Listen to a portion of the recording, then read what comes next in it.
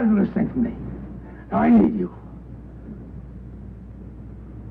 Not now. Not now. I should have strangled you in your crib. Because after all, there's your dog. Your dog's dead. But where's the thing that made it move? It had to be something, didn't it? There's your spirit. There it is. You and me are going somewhere. Yeah. I thought I'd go look an old partner of mine. I won't take no for an answer. I got a feeling about you. I think I can help you make some real money. Real money, Jimbo.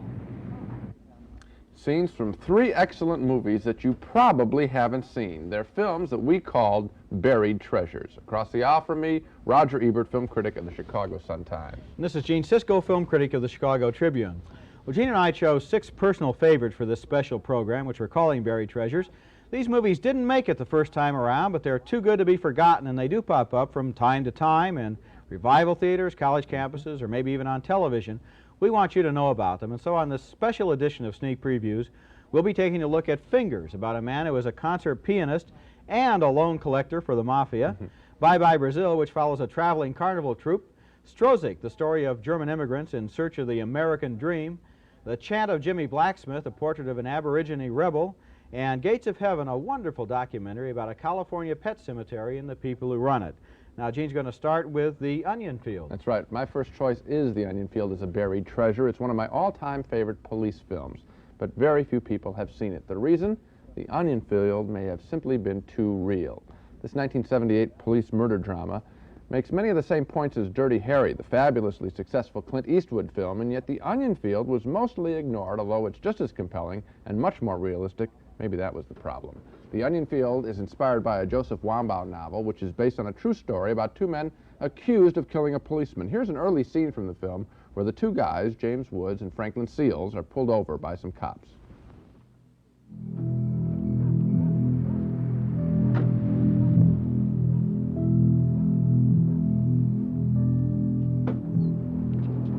What's the trouble, officer? Stay right there. I'll bet I know why you stopped us, officer. That little U-turn back there. Would you mind stepping out of the car? Sure, officer.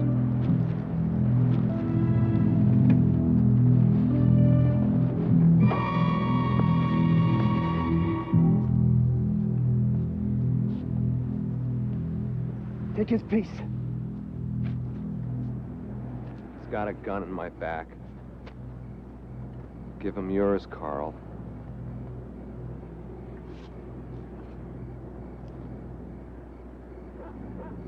Take his damn piece!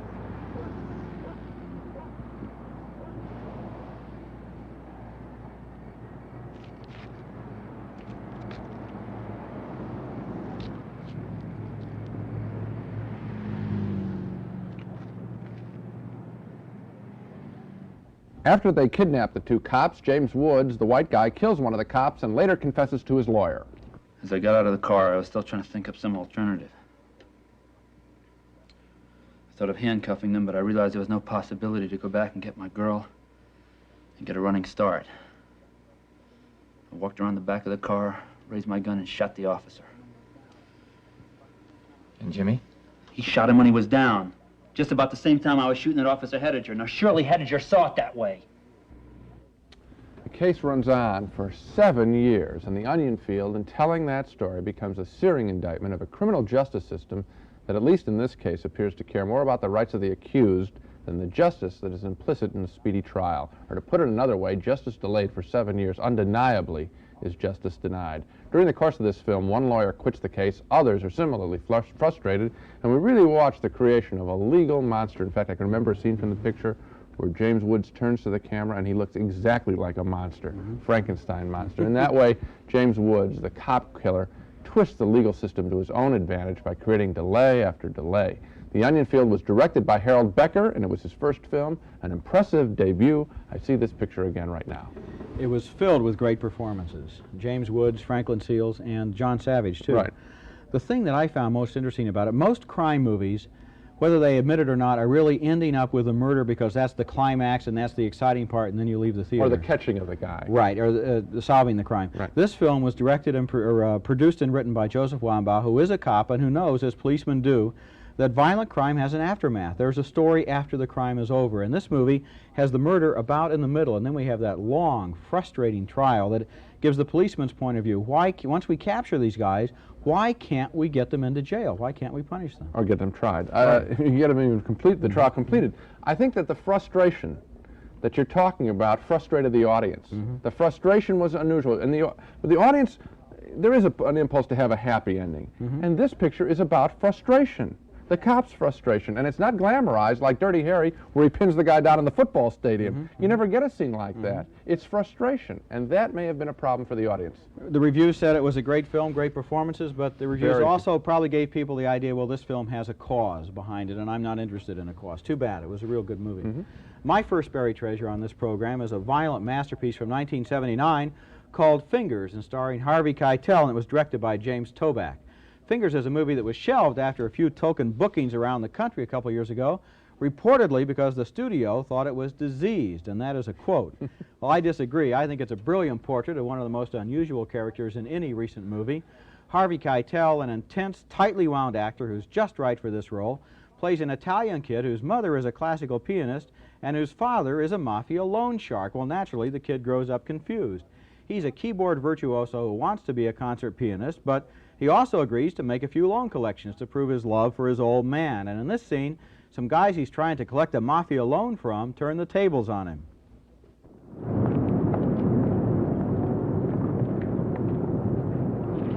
Where is it? Where's what? $22,000 your man lost to Ben Angelelli. I don't know nothing about no 22,000 nothing. All we got is a message. Patsy says he didn't care for your tone of voice him in the telephone. Oh, yeah? Yeah, and he says he don't want you bothering him again. Yeah, well, maybe if I shot one of you two lackey bags in the kneecap, you reconsider. Huh? Yeah, what are you going to shoot us with? Your radio? Hey, wear shoes, huh? Yeah, that's right. I'm surprised. Hey, officer. What? Hey, sure, officer. Hey, officer, my friend and me was standing here, we're bothering nobody, right? This here maniac, he walks over and he starts threatening us. Hey, get the... To blow off our legs, you know? Stand. And he's flashing illegal... What illegal? Understand. Look, take a look. Hey, what's this? Go ahead. Oh, is your handwriting? What? Is this your handwriting? Yeah. Come on. What's your name? Jimmie Angelelli. Okay, let's move. What's yours? I mean, what's mine? Officer Morris Levy, that's what my name is. You're a Levite? So am I. We're brothers. What kind of a Levite is a name like Angelelli? My mother's maiden name is Levine. Yeah? Yeah. My mother's maiden name was DeLucci. You're kidding me, really? Yeah. DeLucci, you see? DeLucci, Angelelli, Levy, Levine. We're brothers. We're twins. Look, I wear a kite, a St. Christopher's medal. Yeah, but that ain't no excuse for this kind of stuff. Come Oh, on. forget about that. It's nothing. You shouldn't be wasting your time with this law enforcement nonsense. You're a sensitive guy. Look at your eyes.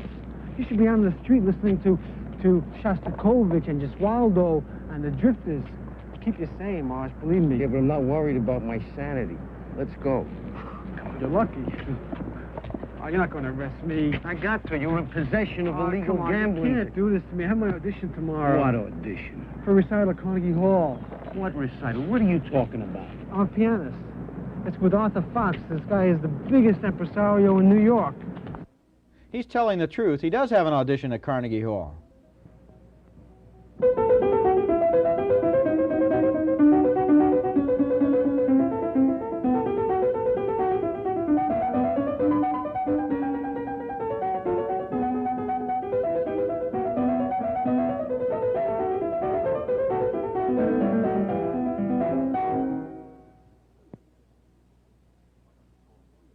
I tell you, Jimmie, why don't you call me when you're ready?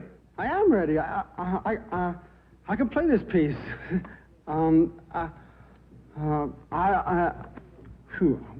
Excuse me. I'm sorry. I play it all the time. I play it perfectly. I don't understand it. Well, I don't. Something's happened to me. It's I play this piece better than anybody alive, Mr. Fox.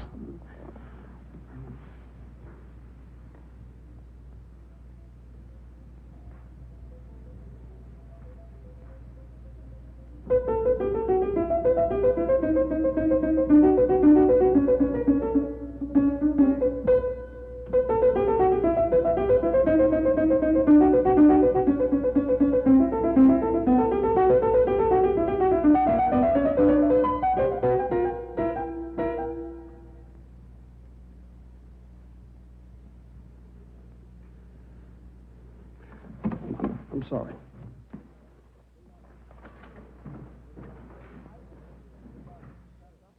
It's everybody's favorite nightmare. Your big audition comes up and you're not prepared. Fingers co-stars Tisa Farrow, Mia's sister, in a very difficult and effective performance. Harvey Keitel is crazy about her, but she's in love with a pimp, played by Jim Brown, and the situation literally drives Keitel into a rage. The whole movie, in fact, works itself up into rage and frustration, all based on the fact that there are deep psychological forces at war within this character. Is he a gangster or an artist, a macho man or a pushover, his father's son or his mother's son? Fingers is just relentless. It never lets up, and it's a great movie. I'm not so sure it's a great movie, but I think it is a great character. The problem with the movie would be that I thought that that piano playing scene was a little theatrical, and I didn't buy the reality of it, although the problem is real. The character's fascinating. In this film and another film that James Toback, the director of this film, wrote, The Gambler, he put characters, in that film there was a gambler who was also a teacher at cross purposes. James Caan played the character. Here, as you mentioned, it's the mafia guy, or the collector, and the pianist. And when you take a character and have this kind of duality in them, it makes them alive. It's the contradictions that make us interested in other people. This guy is a fascinating character. And so I was caught up with him, because one of the things I always ask about movies when I see characters is, are they like anybody I've ever met? Are they as real exciting, as contradictory? This guy is that much. This whole movie has a gallery of interesting characters in it. The Jim Brown character is about as good as anybody Jim Brown has ever played. That's right. Tisa Farrow has been in several totally overlooked movies. Her entire career is kind of invisible, and yet if you look at the film she's been in, she's an interesting actress. And Harvey Keitel is perfect for this role. I think it's a lot better movie than you do, but it's certainly a buried treasure, that's for sure, because the studio had no faith in it. They thought it was distasteful, they didn't understand it, it was too deep, it was too violent, they just yanked it. Okay. My next film is Bye Bye Brazil, which was booked into a smattering of theaters around the country, and a few people have had a chance to see it, but not a lot. Bye Bye Brazil is the saga of a traveling carnival troupe, and as we follow them through Brazil, the back country, we get a travelogue of the country as well as a portrait of some fascinating characters. One of the many magical moments in the film occurs when the leader of the troupe, a magician, performs for a small-town audience in a poor town. Listen to his speech and how it really poetically captures the aspirations of a nation filled with so many poor people.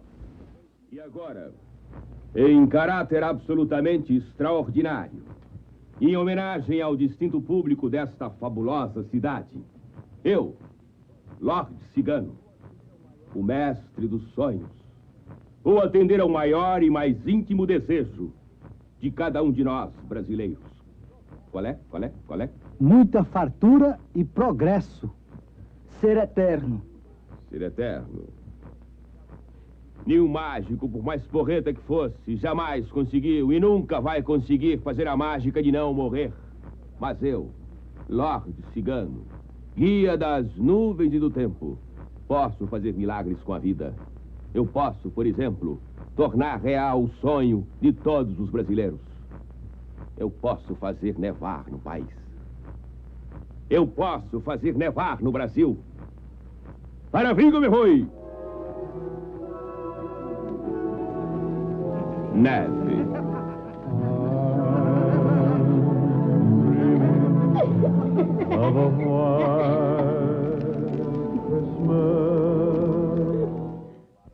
Just wonderful. In its visual style, that scene reminds me a lot of a Fellini film, Amarcord, beauty appearing out of nowhere in the snow. Why didn't Bye Bye Brazil reach a bigger audience? Well, first of all, subtitle films always have problems in this country. For example, most suburban theater owners would never consider playing a subtitle film. Very strange. Also, the word Brazil in the title, I suppose, doesn't help. Bye Bye France might have sold more tickets. But for whatever reason, this is a mostly overlooked classic, a film that took us to a strange place, to strange people, and made them all warmly familiar. I love this picture. I do too. When we first reviewed this film on Sneak Previews, I was talking about the view it gives us of the backwoods of Brazil, the provinces that we never see in film. Watching this scene, though, made me think of something else. You know, that Rolling Stone tour, for example, the Rolling Stones, millions of people, millions of dollars, all this great extravaganza, but to people who don't have any entertainment in their lives, it seemed to me, watching that scene, that a hoochie coochie girl, a few magic tricks, Bing Crosby singing White Christmas, that'd be more entertaining than Mick Jagger. Well, it's a great point, and it's a wonderful film. It's full of scenes like that and characters that we really get caught up with. Very impressive. I love it too. Now we come to a strange and unforgettable little masterpiece by Werner Herzog, the West German filmmaker who is, to me, quite possibly the most interesting director now alive and working. Many of Herzog's films qualify as buried treasures. He loves difficult treatments of uncommercial themes, and that's certainly the case with this film, Stroszek, which was shot partially in Germany and partly in the winter cold of northern Wisconsin. The film is about three German misfits: Stroszek, who was a mentally disturbed ex-convict, his girlfriend, who was a prostitute, and a friend of theirs who's a loony old man. They join forces and move to Wisconsin. They think they're going to get rich quick, and using instant credit, they buy a house trailer, a color TV, and a lot of the other finer things of life. And in this scene of wonderful symbolism, Stroszek's American dream is repossessed. Sir, the bank wanted me to come by again and to speak with you about... Das war ein bisschen unbekannt. Yes, yeah. Aber da ist irgendwie eine Tücke dran. The bank wanted me to pay a visit again today. The problem we're having with the payments, the filling of the agreement, it's out of our hands. And I've been asked to come out and let you know that we're going to be forced to repossess your mobile home.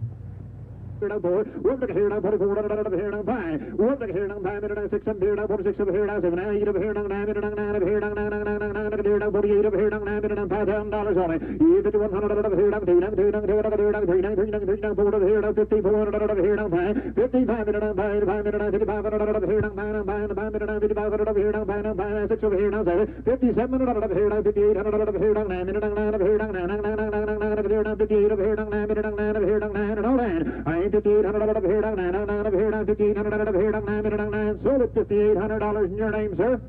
Meine Herren, das können Sie nicht mit uns machen. Nicht mit uns. Das ist eine Verschwörung. Ich werde mich mit meinen Freunden vom Geheimdienst in Verbindung setzen. Da werden Sie sehen, was los ist. Sie werden sich die Finger verbrennen. I'm sorry, sir. I cannot understand you.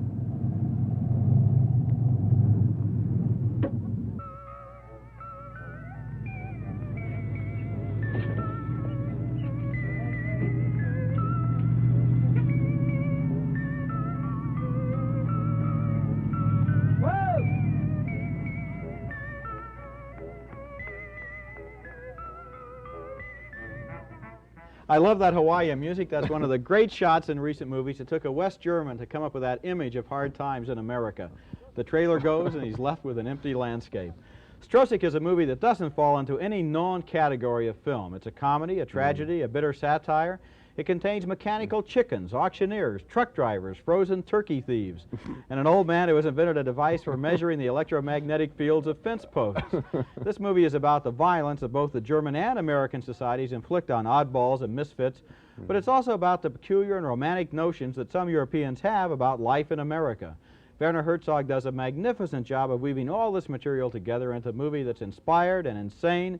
It's called Stroszek. It's not opening soon at a theater near you, but it's worth hunting for. I think unquestionably this is the finest film that we're talking about on this edition of Buried Treasures. It's a wonderful film, and what this really does, I think, is give us, through these people, a new set of eyes for looking at America. Nothing less than that. You know, to take these characters who we become so familiar with and so involved with, they are what seems normal. Everything else that they see, wherever they visit, it's strange. I'm looking at an America I haven't seen it before. The it's American wonderful. middle class in this movie looks like it belongs in the zoo. And Stroszek has a fantastic line where he tells the others, he says, I knew when we signed that paper that it said in there somewhere that sooner or later we would have to pay for this trailer. That whole line of the business of, you know, lived in very little, it's almost like out of an Aykroyd or Belushi routine on Saturday Night Live. This is an extraordinary film. You're right. Okay. Our next film is an Australian film. A lot has been written about the strength of the Australian film industry. Well, I think this is the best Australian film I've ever seen. It's called The Chant of Jimmie Blacksmith. It's based on the true story of a man who was part Aborigine who went on a rampage in 1900 and killed 7 white people. His rage springs from the fact that a well-meaning couple has tried to assimilate him into the white culture that's now ruling the land. Unfortunately, what they've created in Jimmie is a man divided against himself. He never does fit into the dominant white society, and because of this, he goes on a killing spree in the backwoods of Australia. Come on, you two. Cut that out. Off you go. Bye-bye.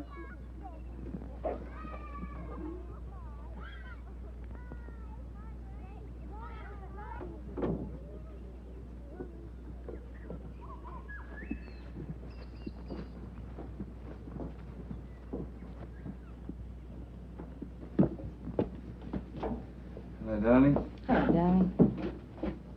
Good day. How's Bubba? She's sleeping.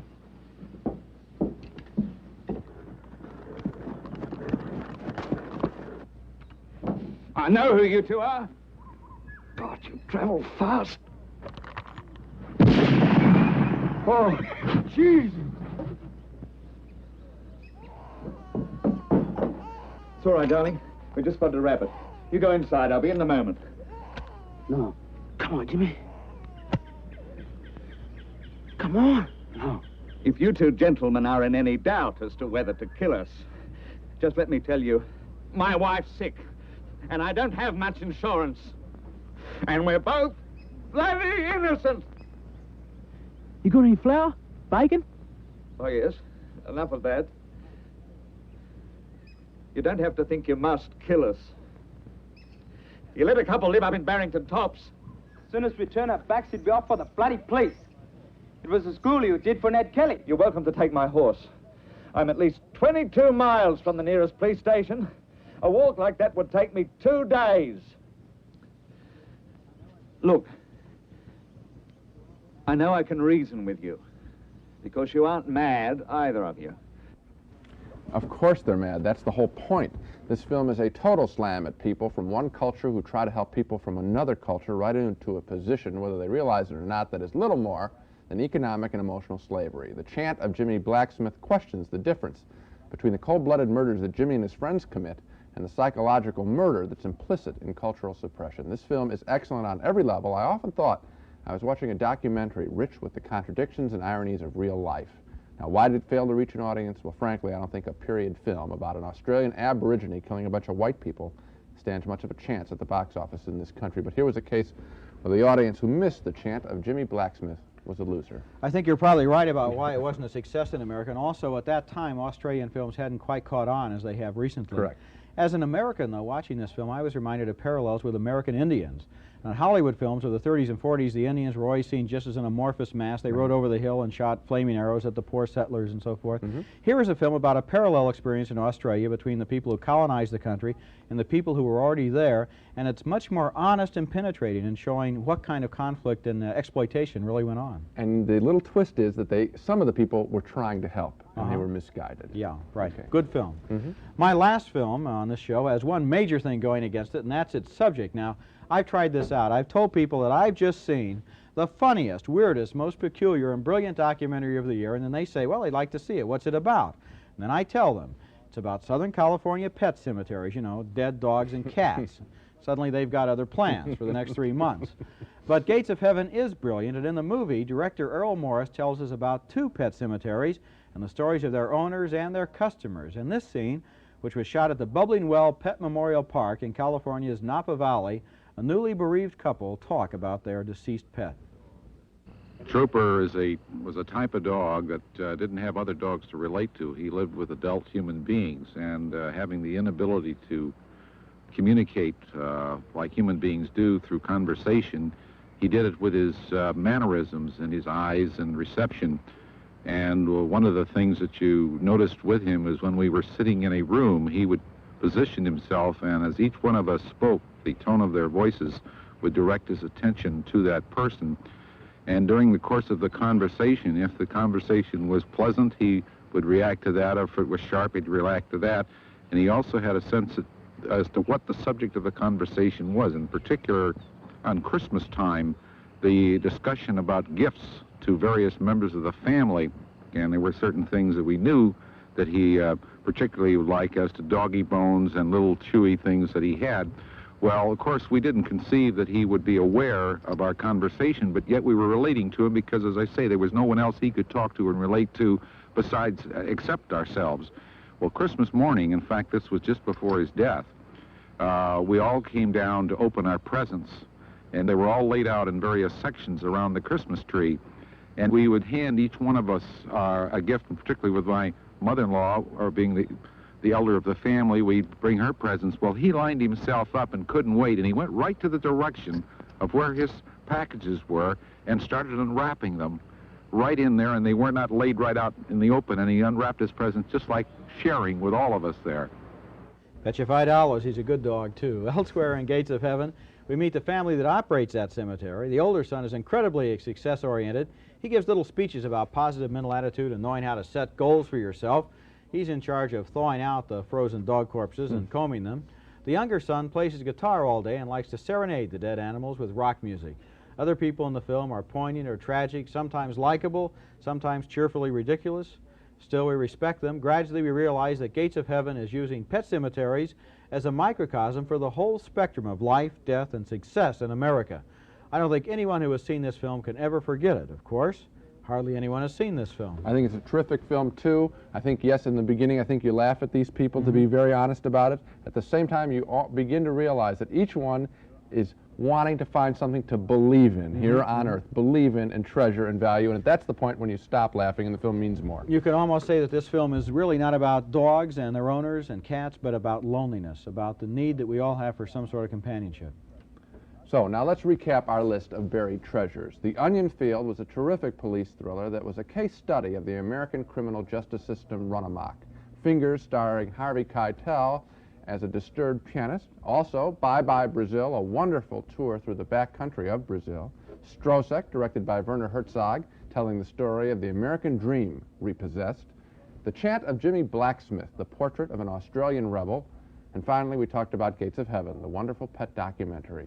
We urge you to see all of these films. If you get a chance to see them. So much for our buried treasures.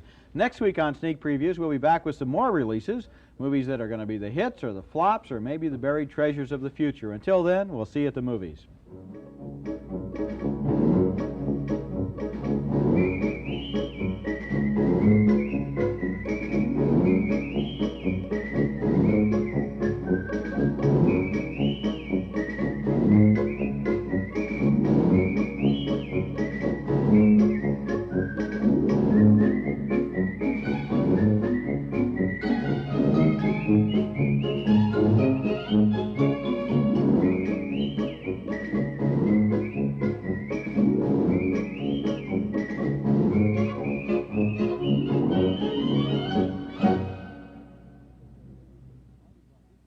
Funding for Sneak Previews was provided by this station and by other public television stations.